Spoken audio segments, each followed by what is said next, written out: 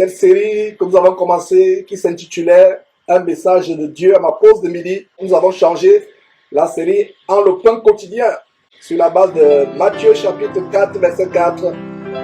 L'homme ne vivra pas de pain seulement, mais l'homme vivra de toute parole qui sort de la bouche de Dieu, qui sort de la bouche de Dieu. Donc c'est un plaisir, c'est une joie de venir partager la parole de Dieu.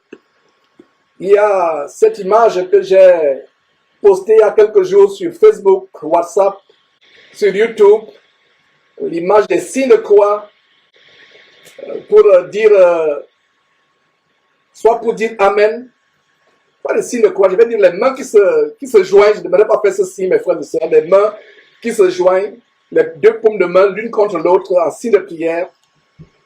Et il y a eu un tollé général, les gens qui ne comprennent pas me disent, Georges, qu'est-ce qu'il y a derrière ces mains qui se joignent? Est-ce que ça a une autre signification? Et je pense que la carte elle-même était déjà explicite. La carte était explicite. Comment ceux qui font le yoga joignent les mains de cette manière, les bouddhistes, les hindouistes, les chamans, même les gens du vaudou, même les musulmans, et même les chrétiens aussi, soi-disant, les catholiques, etc. Et beaucoup de personnes ne savent pas que faire ceci, c'est entrer tout simplement en contact avec les démons. Et il y a pas mal de choses que nous allons partager aujourd'hui. Avant de commencer, mes frères et sœurs, j'aimerais vous rappeler ce que je vous ai toujours dit, à savoir que la Bible est notre modèle. Il n'y a pas un autre modèle, mes frères et sœurs. Humainement, je me serais déjà fatigué de vous redire les mêmes choses, mais je suis l'apôtre Paul qui dit, je ne me lasse point de vous redire les mêmes choses, car pour vous cela est salutaire. Tous les jours, je viens derrière cette antenne vous supplier, dire frère, retournons à la parole de Dieu, allons à la parole. Il y a tout dans la parole. La parole de Dieu doit être notre baromètre. Nous ne devons pas avoir notre modèle. Beaucoup de chrétiens aujourd'hui se livrent à la magie, à la sorcellerie, se livrent aux pratiques ésotériques orientales, des religions mystiques orientales sans s'en rendre compte. Il y a des pratiques que les chrétiens soi-disant font aujourd'hui, tout simplement en imitation d'autres peuples païens, en imitation d'autres pratiques occultes, ésotériques.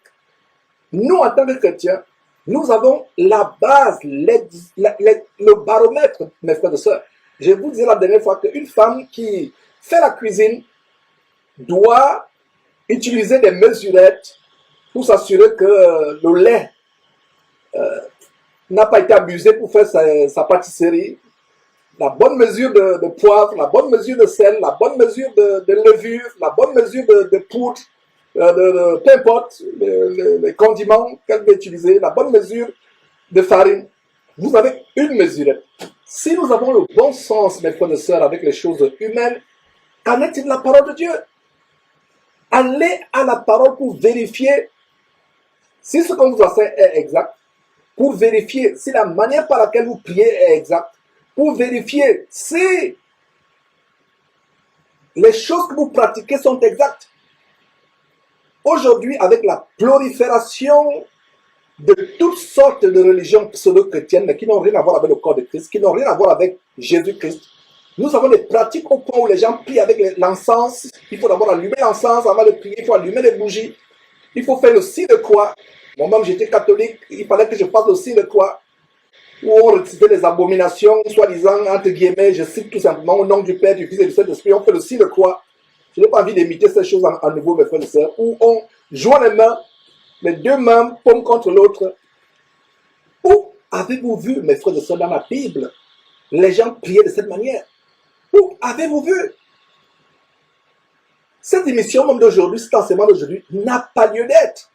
N'a pas lieu d'être. Mais la raison pour laquelle je viens faire cette émission, c'est parce que les chrétiens, me disent, Georges, pourquoi tu dis que ce n'est pas bon? Pourquoi tu dis que c'est mauvais? Où est le mal à cela? Et ça m'afflige de voir que les chrétiens ne lisent pas la parole de Dieu. Nous abandonnons la parole de Dieu pour courir vers les pratiques ésotériques sans s'en rendre compte. Je le dis encore, si quelqu'un prie avec les signes de croix, avec les chapelets, les mains jointes. Vous allumez l'encens avant de prier.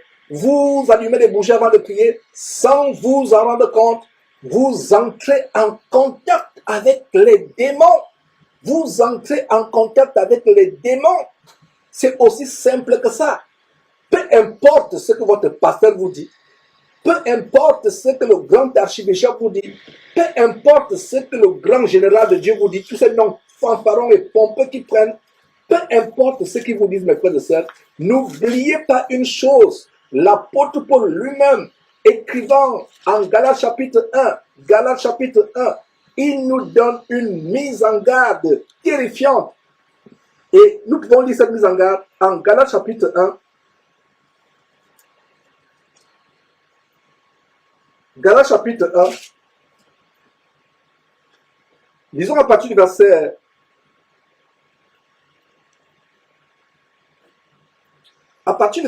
6.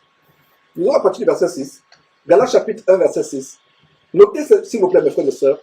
Je m'étonne que vous vous détourniez si promptement de celui qui vous a appelé par la grâce de Christ pour passer à un autre évangile. Non pas qu'il y ait un autre évangile, mais il y a des gens qui vous troublent et qui renversent l'évangile de Christ. Voilà ce qui se passe aujourd'hui. L'apôtre Paul s'écrit, et au moment où l'apôtre Paul écrivait ces choses, ces révélations, exprimait son cœur, son état d'âme, les choses n'étaient pas répandues comme elles le sont aujourd'hui. Si l'apôtre Paul, par le miracle de Dieu, pouvait venir dans cette génération, oh mes frères et sœurs, je ne sais pas ce qu'il ressentirait. L'apôtre Paul dit, Galates chapitre 1, verset 6, je m'étonne, je suis étonné, je suis dans l'abasourdissement de ce que vous vous détourniez si promptement, si facilement, avec hâte, de celui qui vous appelait par la grâce de Christ pour passer à quoi? À un autre évangile. Non pas qu'il y ait un autre évangile, verset 7, non pas qu'il y ait un autre évangile, mais il y a des gens qui vous troublent et qui veulent renverser l'évangile de Christ.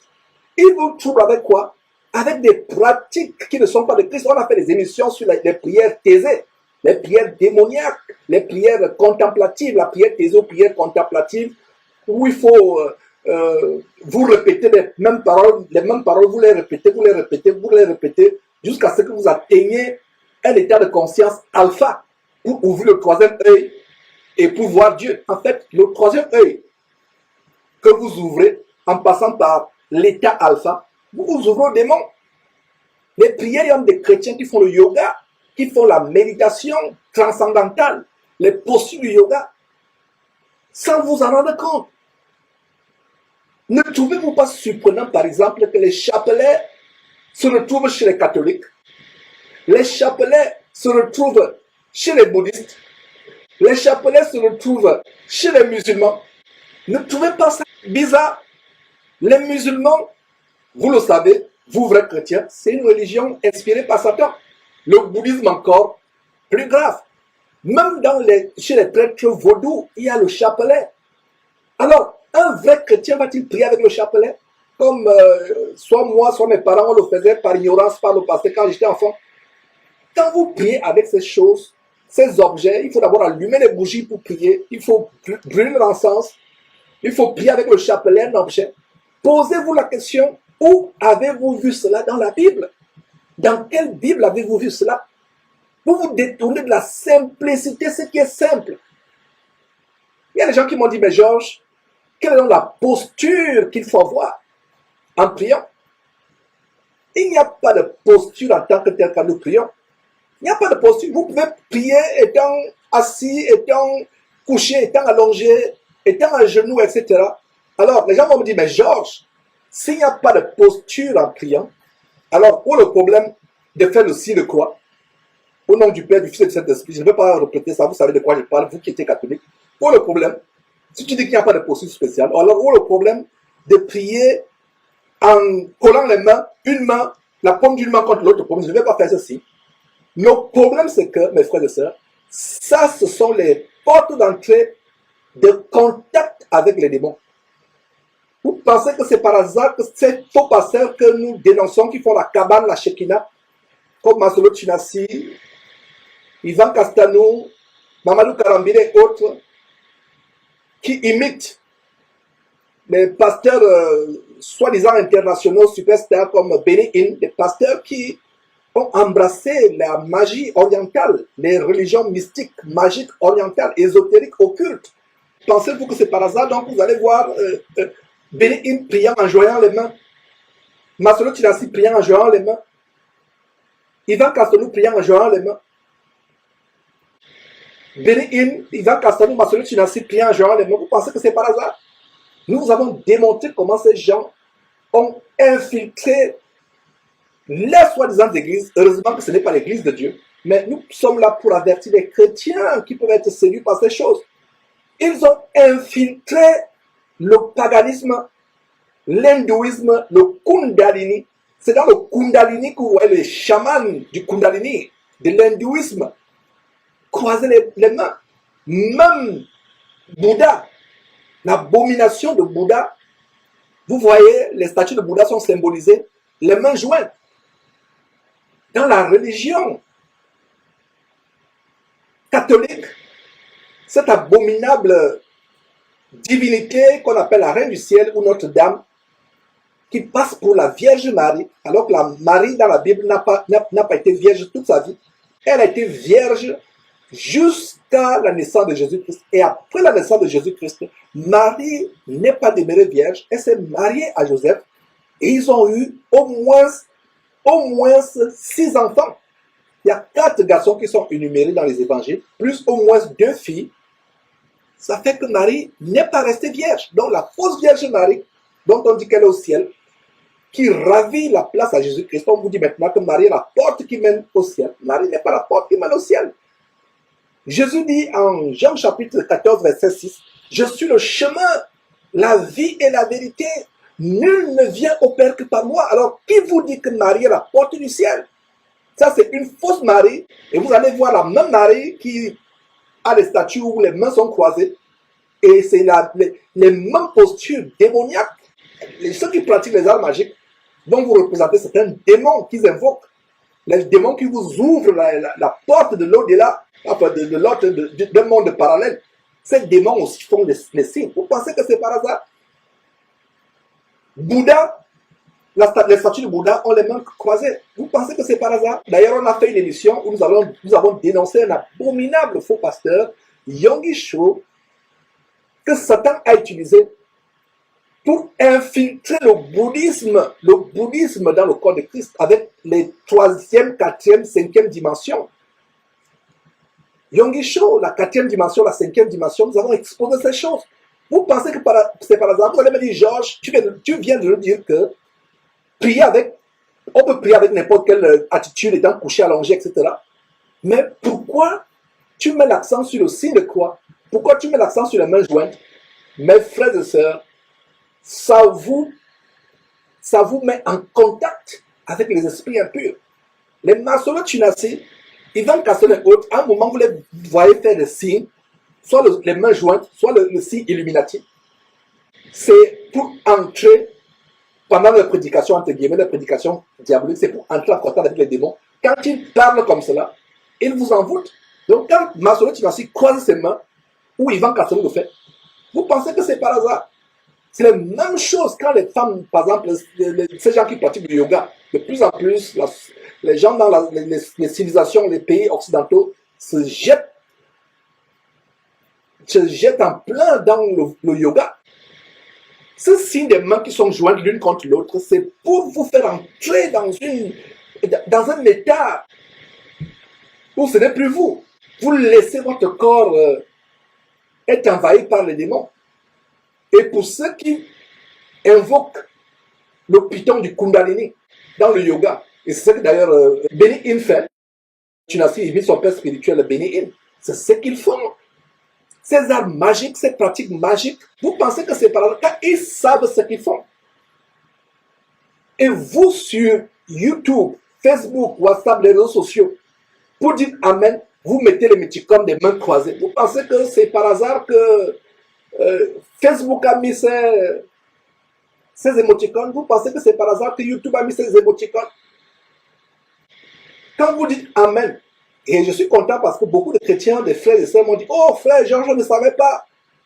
Quand il dit Amen, comme j'ai la paresse d'écrire Amen, nous tous d'ailleurs, parce qu'à un moment on est fatigué, on veut vite écrire un message, au lieu de dire Amen, on clique seulement sur un émoticône, et l'émoticône montre les deux mains, paume contre paume.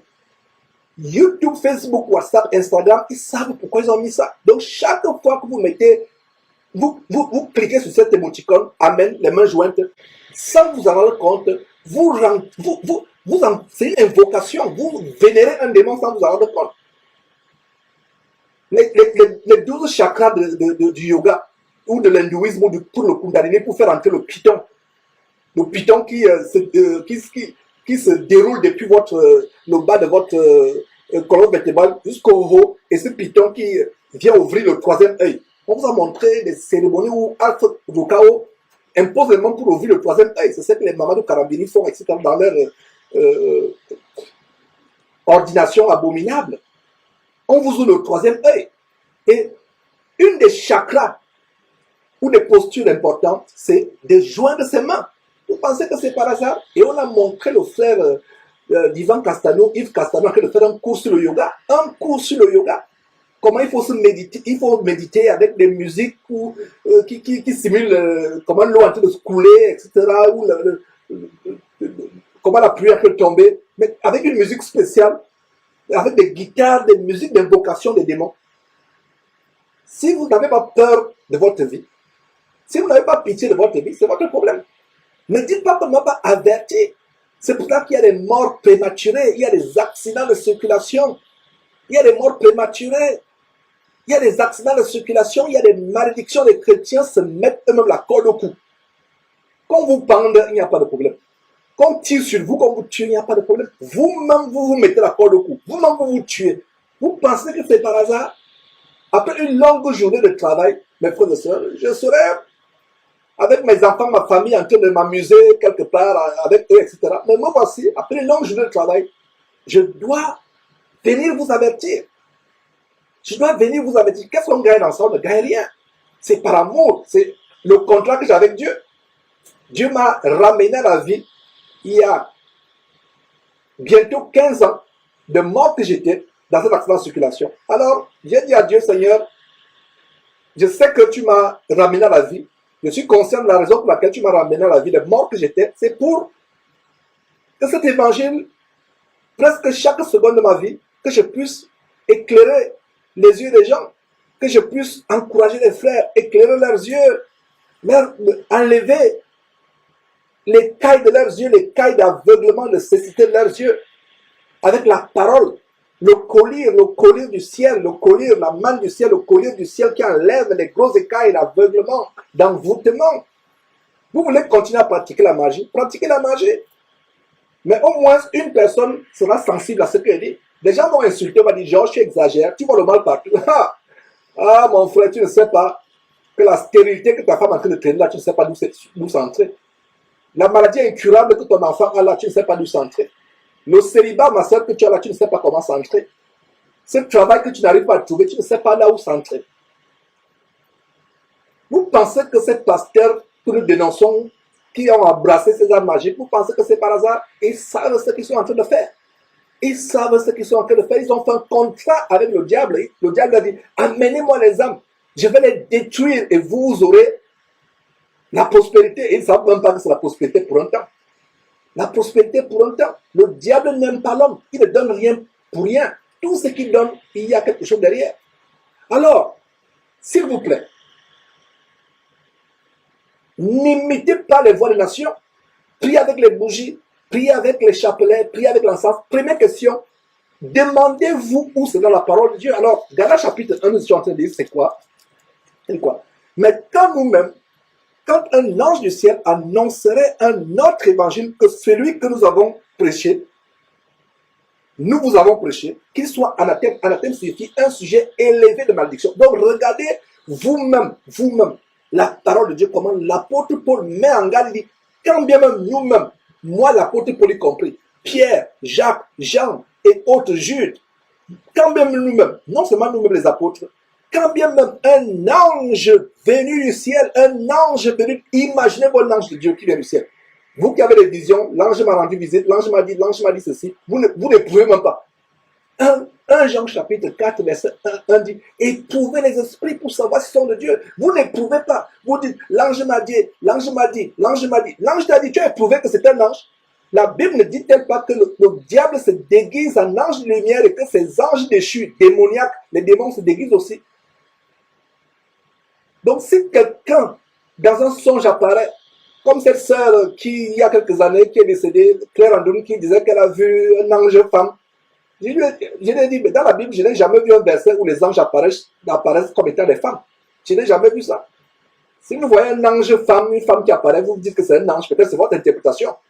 Mais si l'ange vous dit, parce qu'il y a des fois, vous voyez quelque chose qui brille, Dieu ne vous a pas dit que c'est l'ange, dans la nuit, net brillant, Dieu ne vous a pas dit que c'est l'ange, vous-même vous concluez que c'est l'ange.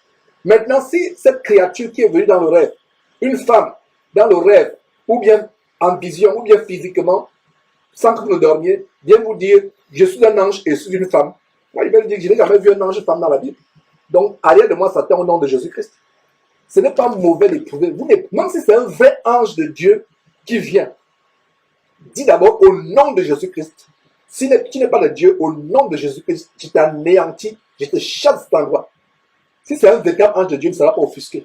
Il ne partira pas jusqu'à ce qu'il va te montrer que non, c'est moi. D'ailleurs, un ange de Dieu qui apparaît, c'est la frayeur, tu vas tomber, tu seras comme mort. Regardez ce qui est arrivé à Daniel. Aujourd'hui, comme Karambiri qui dit, l'ange est venu dans ma chambre, il s'est assis, enfin, Jésus est venu dans ma chambre, il s'est assis à mon chevet. Ça, c'est le Jésus démoniaque. Jésus apparaît à Jean, Apocalypse chapitre 1. Jean tombe comme mort.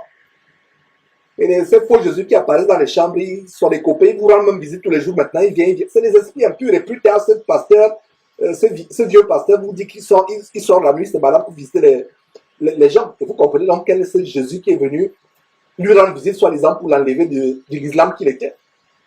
Ça, c'est un démon que Satan a envoyé pour dire, ok, comme tu étais musulman, toi, Mamadou Karambiri, on va t'utiliser parce que l'islam où tu es là, l'islam entraîne les gens en enfer, mais nous allons t'utiliser pour entraîner les chrétiens en enfer. Donc viens, moi Jésus j'étais apparu. Est-ce que vous comprenez la séduction? Et quelqu'un va faire sa biographie, l'ange m'est apparu, je suis devenu Philippe Karambiri, après j'étais Mamadou Karambiri, l'ange, ou alors c'est Jésus qui m'a apparu, pardon, Jésus m'a apparu, il m'a dit ceci, il m'a dit cela. Jésus t'apparaît, tu tombes comme mort. Tu tombes comme mort. Donc faites attention, même si c'est un ange qui apparaît, même si c'est Jésus qui apparaît, comme cette sœur qui avait témoigné en 2013, il y a 6 ans, comment un faux Jésus est venu dans sa chambre. Il s'allonge langoureusement sur le lit, dit que je suis le Seigneur Jésus. La sœur a éprouvé. Ce démon qui s'est déguisé a fui.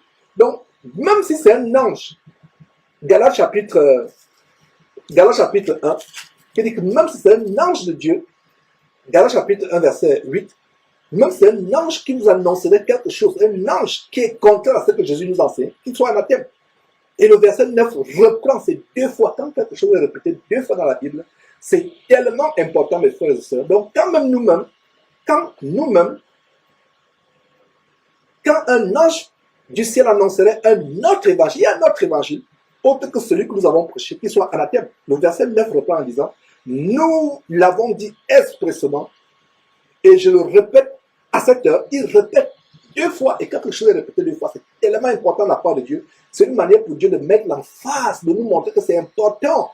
Donc, nous l'avons dit précédemment, et je le répète à cette heure, si quelqu'un vous annonce un autre évangile que celui que vous avez reçu, qu'il soit anathème.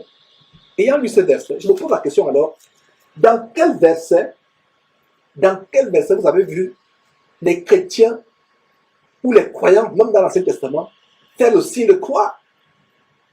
Au nom, ils font le signe de croix. Ou joindre les mains. Ça, ce sont des actes spécifiques d'entrer en contact avec les démons. C'est pour ça que quand j'ai fait ce posting, les gens se sont levés pour me combattre. Parce que c'est vrai, ça ne s'amuse pas. C'est la vérité. Quand vous commencez à dévoiler les plans d'envoûtement de Satan, les plans, comment Satan met les gens en contact avec les démons sans que les gens s'en rendent compte, les démons s'agitent. J'étais même moi-même surpris de ça. Mais ce petit posting où je montre comment les chrétiens ne doivent pas faire ceci, etc. Il y a eu un tollé général. Les gens sont levés contre moi sur les réseaux sociaux. Ah, après, je me suis dit, ah, je comprends, ça ne me surprend pas. Le diable n'est pas content quand on dévoile ces choses. Donc, le signe de croix n'est pas dans la parole de Dieu. Prier avec un chapelet n'est pas dans la parole de Dieu. Prier avec de l'encens, des bougies, ce n'est pas dans la parole de Dieu. Posez-vous la question. Nous sommes chrétiens. Il y a des gens qui vont dire, mais Georges, il y avait dans le tabernacle au temps de Moïse et des Lévitiques, des Lévites, pardon, des souverains sacrificateurs, ils brûlaient l'encens. Il y avait l'huile d'onction qu'on versait sur les gens avant de les consacrer. Je vais te poser la question, mon frère, ma soeur, toi qui veux tellement raisonner, toi qui veux montrer à Dieu que tu es intelligent et tu veux raisonner. La question que je vais te poser, Moïse était chrétien? Non. Les principaux sacrificateurs étaient chrétiens? Non. Jésus-Christ n'était pas encore à cette époque-là. Tout ce qu'il faisait, c'était pour nous amener, pour amener le peuple à Christ. Christ étant venu, où as-tu vu que Christ a dit à ses disciples de brûler l'encens? Nulle part. Où as-tu vu que Christ a dit aux gens d'allumer d'abord les bougies? Et les bougies, là, mes frères, allez un peu dans les surfaces, par exemple, dans les supermarchés où on fait les courses. Allez dans la section bougies. Qu'est-ce qu'il y a dans la section bougies? Dans la section bougies, excusez-moi, il y a spécifiquement dans la section bougies, les bougies magiques. Allez dans la section bougies. Vous allez voir les bougies de décoration, les bougies de parfumerie, les bougies pour les senteurs, etc. Mais dans la même section bougies, vous allez voir des bougies d'invocation. La bougie en soi-même, mes frères et sœurs, faites attention. Si vous voulez, vous pouvez avoir des bougies, des senteurs dans votre maison, etc. Faites attention maintenant. Si vous mettez une bougie pour mettre dans une atmosphère où vous voulez vous concentrer, vous ne voulez pas la lumière de l'ampoule électrique, vous voulez peut-être... Non, vous n'avez pas besoin de bougie pour prier. Si vous allumez une bougie pour prier, pour faire quelque chose de spirituel, prier, vous invitez les démons dans votre maison. S'il faut d'abord brûler les encens spécifiques avant de prier, les prêtres vaudous le font. Les grands magiciens féticheurs chamans en Inde, dans l'hindouisme, le font. Donc c'est pour cela que je dis que ces chrétiens, qui se disent chrétiens mais qui sont dans le catholicisme, en passant, si vous êtes dans ces religions abominables, vous n'êtes pas chrétien. Quelqu'un m'a dit, mais Georges, pourquoi tu penses que les catholiques ne sont pas des chrétiens? Je lui ai dit, va seulement lire Exode chapitre 20, verset 4. Tu ne te prosterneras point devant une statue quelconque. Tu ne te feras point de représentation des choses quelconques qui sont dans le ciel, sur la terre ou plus bas que la terre. Et tu ne te prosterneras point devant ces choses. Car moi, l'Éternel ton Dieu, je suis un Dieu jaloux qui punit l'iniquité des pères sur les enfants jusqu'à la 3e et la 4e génération de ceux qui me détestent, qui me désobéissent. Alors, ce n'est pas par hasard, mes frères et sœurs, que Dieu a mis cela dans la Bible. Alors, si quelqu'un se dit chrétien et il fait ce que Dieu déteste, il n'est pas chrétien. Et terminons, mes frères et sœurs, en vous disant, en vous montrant les postures normales par lesquelles vous pouvez prier. Mes frères, on va aller au pas de course. Pour certaines personnes, c'est tellement... il se fait tard dans certaines régions du monde. Et moi, ici à Houston, c'est une longue journée. Donc, je vais tout simplement aller au pas de course, mes frères et sœurs, pour vous montrer les différentes positions qu'on peut avoir. Vous pouvez prier étant allongé, étant à genoux, la tête penchée sur votre sein, sur votre poitrine, étant à genoux, étant allongé, priant en élevant les mains au ciel. Mais si vous voyez quelque chose comme les mains jointes qui revient dans toutes les religions mystiques, ésotériques, occultes orientales, bouddhisme, etc., fuyez ces choses. Posez-vous la question, n'avez-vous pas un cerveau? Alors, si vous avez un cerveau, à quoi cela vous sert-il? Posez-vous la question, comment tous ces faux pasteurs que nous dénonçons, ils joignent les mains? Les bouddhistes joignent les mains. Les catholiques joignent les mains. Les musulmans joignent les mains. Les hindouistes joignent les mains. Vous pensez que c'est par hasard? Qu'est-ce qu'il y a derrière? Posez-vous la question. Est-ce à ce point que vous détestez la vérité? Est-ce à ce point? Est-ce à ce point que vous détestez la vérité? Vous ne voulez même plus voir? Qui vous a envoûté? Qui vous a envoûté à ce point? Oh, chrétien, entre guillemets, soi-disant chrétien, qui vous a envoûté afin que vous ne voyez pas la vérité? qui vous envoûtez. Nous pouvons prier allongés, étant à genoux. Surtout à genoux, on se prosterne. Il y a au moins 3 ou 4 positions de prière. 3 positions dénotent la vénération, le respect, à savoir se mettre à genoux, ça c'est le respect. Se prosterner devant Dieu, la face sur terre, c'est le respect. Il y a une autre position telle que élever les mains au ciel, c'est un symbole, c'est une attitude de dépendance à Dieu. Vous élevez les mains au ciel, donc vous pouvez prier en élevant les mains au ciel, c'est biblique. Donc on va voir, mes frères, très rapidement, prenez les notes et plaise à Dieu dans quelques minutes. Si je ne suis pas trop fatigué, cette vidéo sera montée et publiée pour que vous mettiez pause et voilà. Et voilà. Donc on va voir 4 postures spécifiques. 3 traduisent la révérence devant Dieu et la 4e traduit la dépendance. C'est-à-dire élever les mains, vous élevez les mains, vous dépendez de Dieu. Imaginez-vous un petit enfant qui a à peine, soit il rampe, soit il ne rampe encore, soit il marche. Un tout petit enfant, un bébé, un nourrisson, quand il lève les mains vers les parents, il dépend, il ne peut pas marcher, il dit papa, prends-moi. C'est ce que l'enfant dit, il ne parle même pas encore, mais il lève les mains, regardez le regard et je vous dis, il n'y a pas plus pur sur la terre que le regard de nouveau-né. Inoffensif, innocent. La pureté, c'est également des yeux d'un bébé. Il lève les mains vers les parents et vous ne pouvez que le prendre. Donc, quand nous, chrétiens, nous élevons les mains en priant, c'est une façon de dire, Père, je dépends de toi. Je suis impuissant. Je suis sur cette terre. Toi, tu es au ciel. Père, écoute ma prière. Prends-moi. Prends-moi, Père. Ne m'abandonne pas dans ce problème que j'ai. Prends-moi sous ta protection. Protège-moi, enveloppe-moi dans ta protection, ne m'abandonne pas. Donc, on lève les mains. Est-ce que vous avez déjà posé la question pourquoi on lève les mains au ciel? On va voir quelques versets, on ne va pas voir tout. On va d'abord voir se prosterner. Se prosterner. Donc, on voit Somme 35, 13. Et où David disait, et moi, quand mes ennemis étaient malades, je revêtais un sac, j'humiliais mon âme par le jeûne, je priais la tête penchée sur mon sang. Ouais, se prosterner. Et dans la Bible, on a vu différents patriarches se prosterner au sol pour adorer Dieu. Quand Dieu les a exaucés, ou bien quand ils sont en train de prier, se prosternent. C'est une attitude de révérence, une attitude de respect, vraiment de vénération de Dieu. Il y a aussi s'allonger au sol.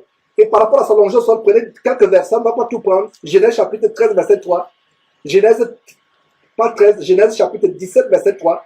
Où nous voyons comment Abraham tomba sur sa face. Et Dieu lui parla. En lire cela, on a d'ailleurs fait une étude de Genèse. Voilà, donc Abraham qui tombe sur sa face. Genèse chapitre 17. Et Dieu lui parle. Ouais. Nombre chapitre 14, verset 5. Moïse et Aaron tombèrent sur leur visage en présence de toute l'assemblée réunie des enfants d'Israël. En Nombre chapitre 14. Et 2 chapitres plus tard, en Nombre chapitre 16, c'était à l'occasion de la révolte de Corée qui avait entraîné environ 250 personnes à se révolter contre Dieu. Ils se sont révoltés contre Moïse et contre Aaron, ils se sont révoltés contre Dieu. Et en Nombre chapitre 16, verset 22, qu'est-ce qu'on lit? Aaron et Moïse tombèrent sur leur visage et dirent, ô Dieu, Dieu des esprits de toute chair, un seul homme a péché et tu t'irriteras contre toute l'assemblée. Donc Dieu voulait punir, détruire toute l'assemblée d'Israël à cause de la révolte de Corée. Aaron et Moïse tombent sur leur face. Ouais. Et nous voyons aussi quand Jésus était en train de souffrir, la veille de sa crucifixion, avant de mourir pour nous, on voit quoi en Matthieu chapitre 26, où Jésus va vers ses apôtres, ses disciples ne peuvent pas veiller, ils sont tellement fatigués, assoupis par la fatigue. Et il leur dit au verset 38, Matthieu chapitre 26, verset 38, mon âme est triste jusqu'à la mort. Restez ici et veillez avec moi. Matthieu chapitre 26, verset 39, puis ayant fait quelques pas en avant, il se jeta sur sa face et pria ainsi, mon Père, s'il est possible, que cette coupe s'éloigne de moi. Toutefois, non pas ce que je veux, mais ce que tu veux. Donc voilà, il se jeta sur sa face. Et voilà des bons exemples qui montrent que Jésus-Christ n'est pas en même temps son propre Père et son propre Fils. Jésus priait son Père, il se jette par terre sur sa face. Voilà des postures que vous pouvez imiter. Pourquoi vous détournez-vous de la simplicité à l'égard de Christ pour embrasser les doctrines des démons? Imitez comment les hommes de Dieu ont prié. Imitez Abraham, comment il a prié. Imitez Moïse. Imitez Daniel. Comment il se prosternait, comment il se jetait au sol, comment il se mettait à genoux. Imitez Paul.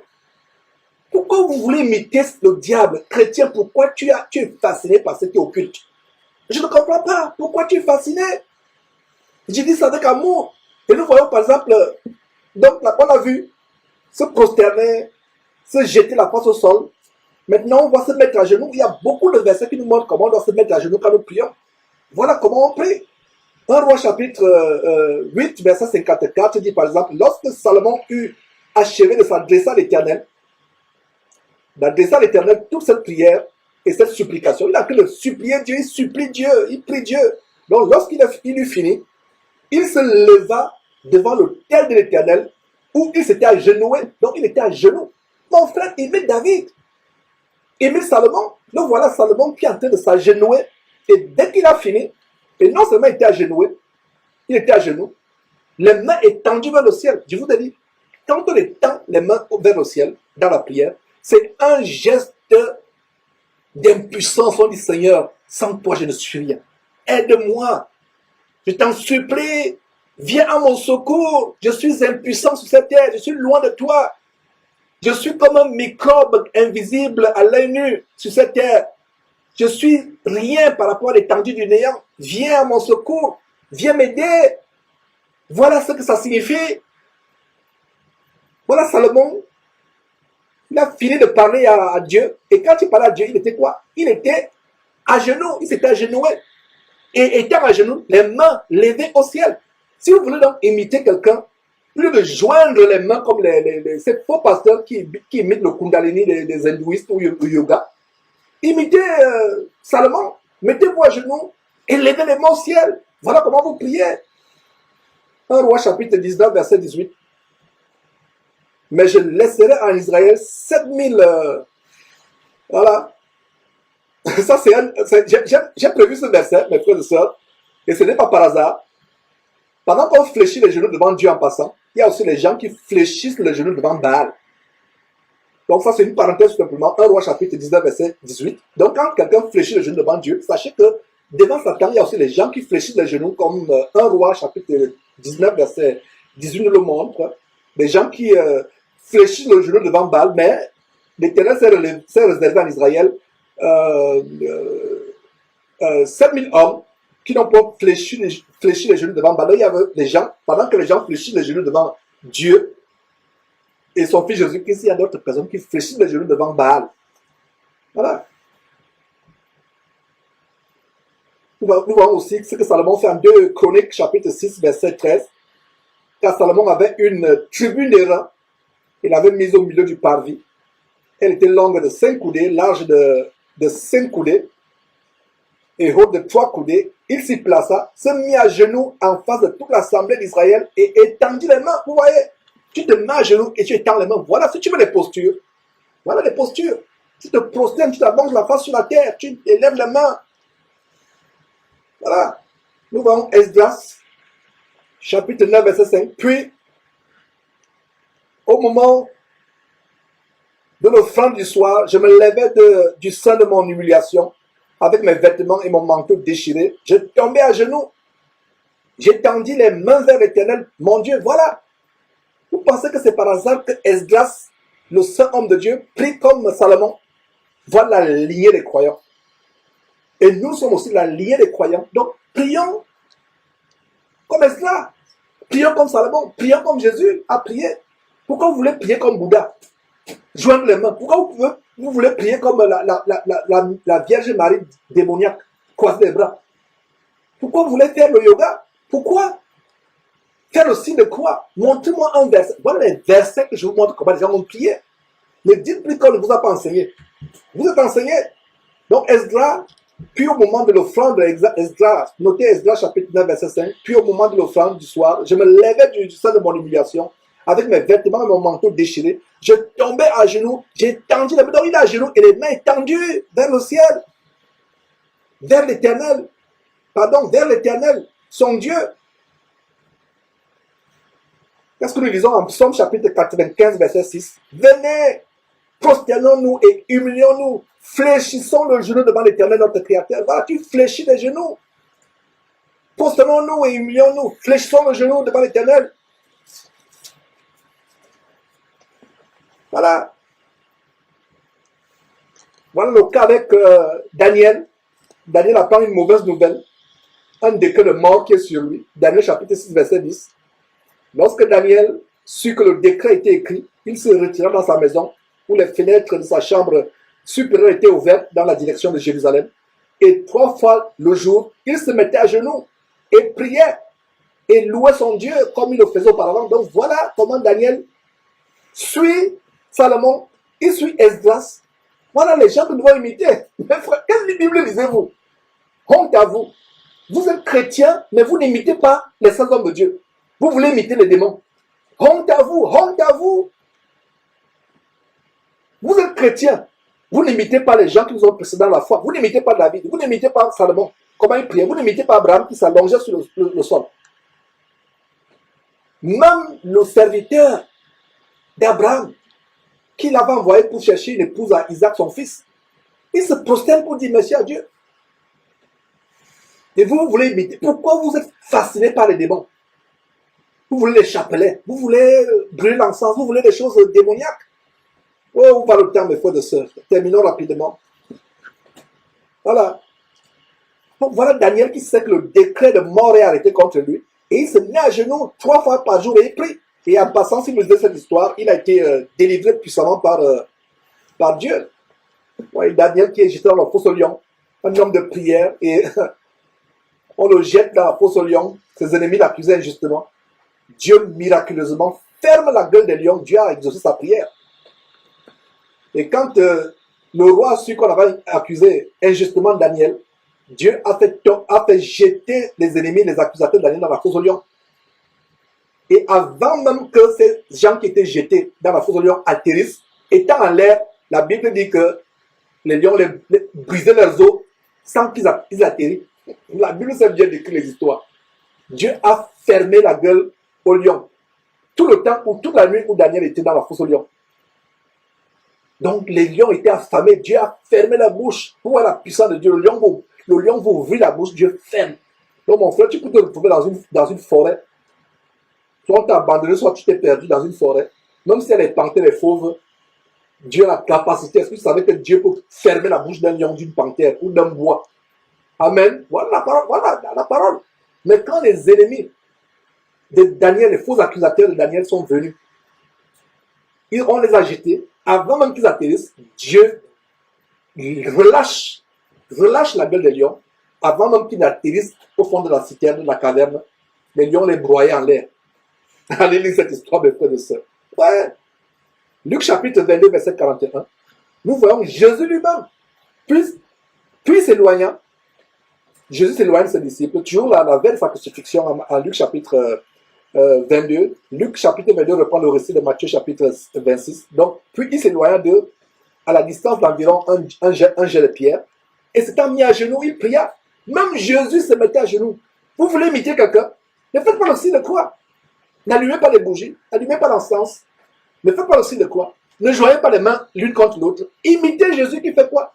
Il s'éloigne, il se met à genoux et il prie. Tu es chrétien, tu n'es pas chrétien. Tu me dis tu es chrétien. Imite le Seigneur. Mets-toi à genoux. Allonge-toi sur sa face. Tu t'affaces comme Jésus s'est allongé sur sa face. On vient à Matthieu chapitre 26. On voit aussi Étienne. On a vu il y a quelques semaines comment Étienne, Acte chapitre 7, verset 60, Étienne s'était mis à genoux, s'écria d'une voix forte, Seigneur, ne leur impute pas ce péché. Il a eu la force pendant que les pierres lui broyaient le crâne, les os, et qu'on le lapidait. Il a eu quand même un dernier sursaut de force de se mettre à genoux pour prier. pour ses bourreaux qui le lapidaient. Il se met à genoux, quelqu'un qui est en train de mourir, qui agonise, on est en train de broyer ses os, son crâne. On est en train de déchirer sa chair avec les pierres, les bâtons, les barreaux de fer. Il a la force de se lever, de se mettre à genoux, de prier pour ses ennemis. Il se met à genoux.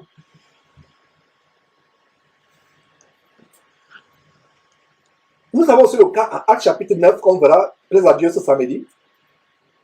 Pierre, qui opère un miracle ici. Il opère un miracle. Un disciple qui est mort, il ressuscite ce disciple. Pierre fit sortir le monde et se mit à genoux et pria. Et se tourna vers le corps, dit, Tabitha, lève-toi. Donc cette disciple du Seigneur Jésus ouvre les yeux.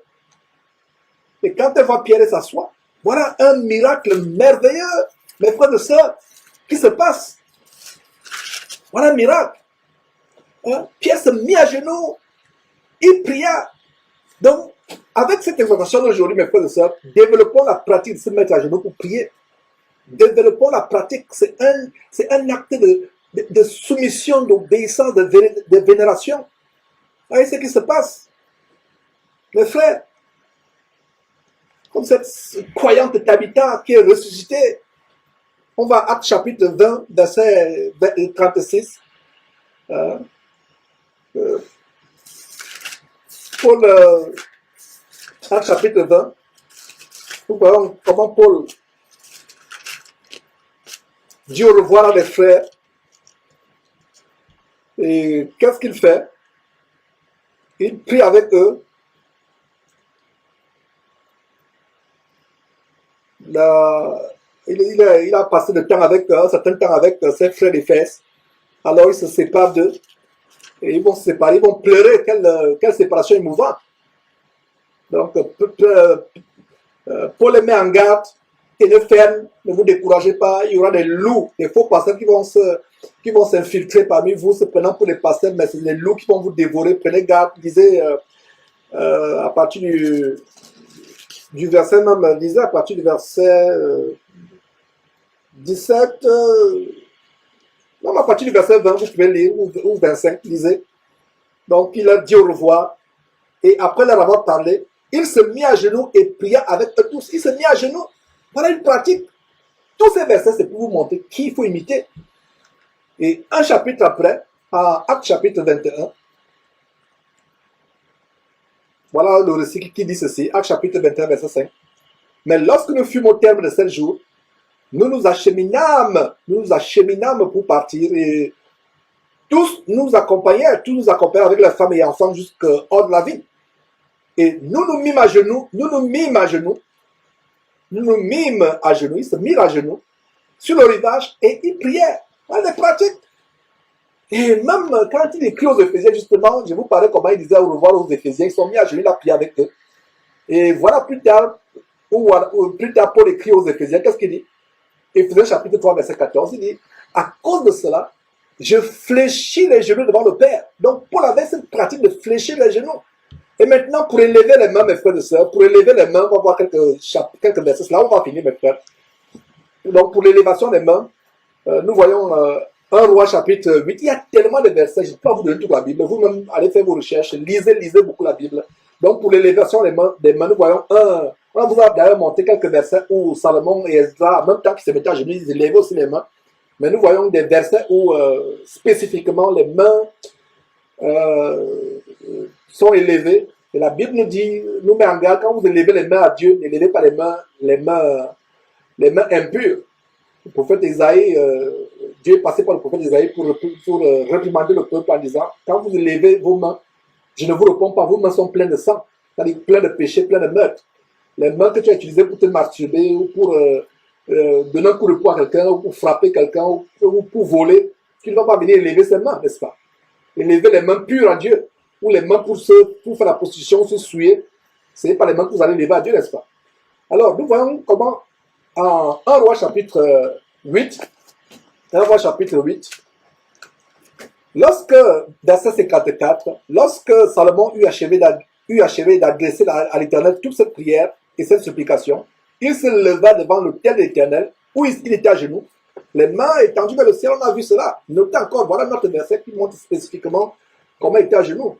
Et regardez ce que l'apôtre Paul recommande. Il y a un verset spécifique qui nous montre la posture que nous devons avoir quand nous prions.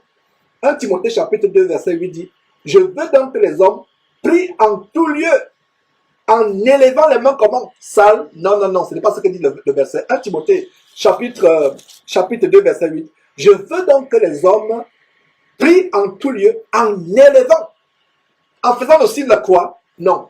En brûlant l'encens? Non. En allumant les bougies? Non. En mettant les mains jointes l'une contre l'autre, comme les bouddhistes, comme les yogistes, comme les gens qui font le vaudou, ou comme les musulmans? Non. Ou comme les catholiques? Non. Il a dit, je veux donc que les hommes prient en tout lieu, en élevant les mains. Voilà une posture. Vous qui voulez tellement les postures pour prier, voilà, vous mettez à genoux, vous vous allongez sur le sol, vous élevez les mains. Nous avons aussi le cas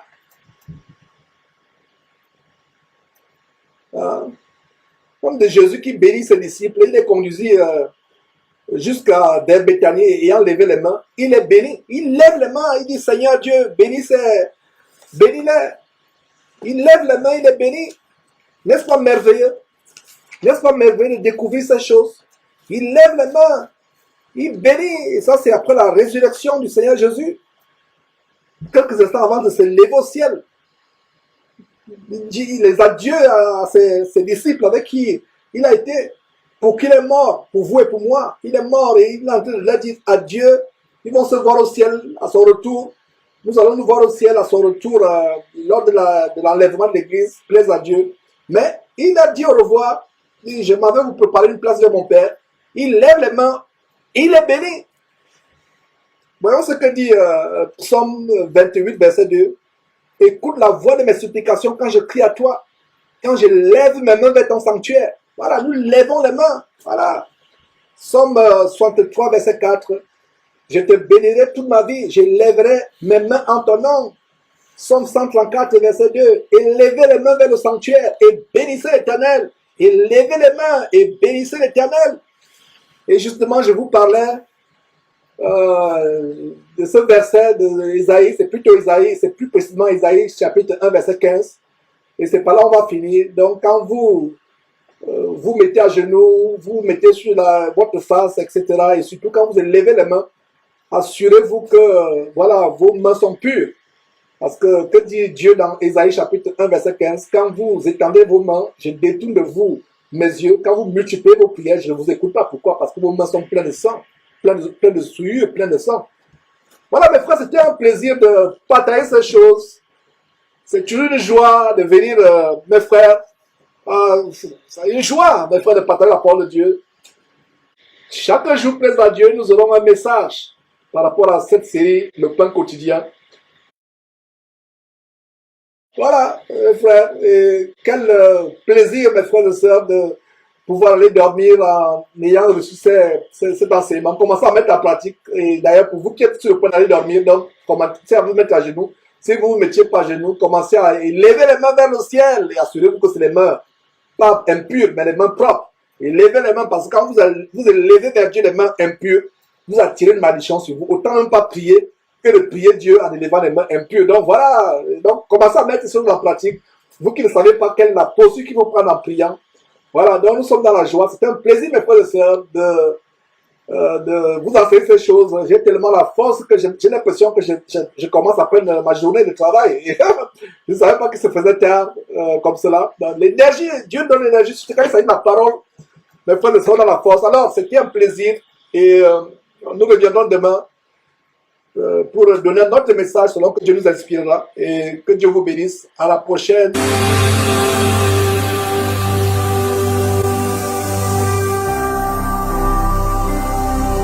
Jésus-Christ TV, vous connaîtrez la vérité et la vérité vous affranchira.